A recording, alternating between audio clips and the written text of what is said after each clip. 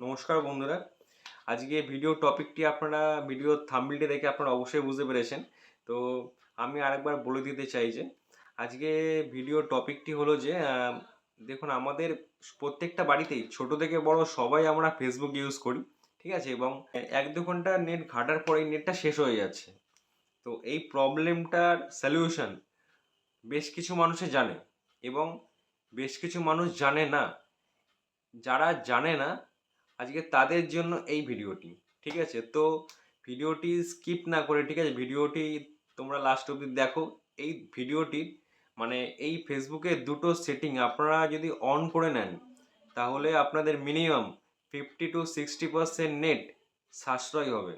ঠিক আছে? আমি গ্যারেন্টি দিচ্ছি, কারণ এই প্রবলেম আমি ফেস করেছি। ঠিক আছে?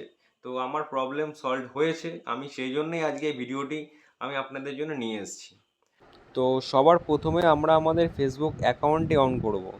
অন করার পরে দেখুন ওপরে থ্রি ডটসের যে অপশানটি রয়েছে সেটিকে আমরা ক্লিক করব।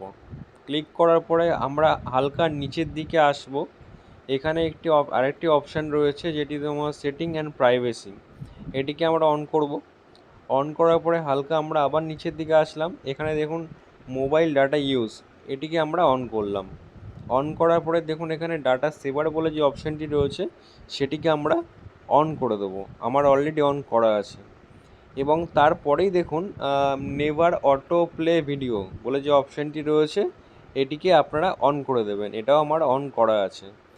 এই অপশানটি আপনারা অবশ্যই অন করবেন, কেননা যখনই আমরা ফেসবুক ইউজ করি তখন আমাদের সামনে যত ভিডিও আসে সেগুলো চলতে থাকে, অন থাকে।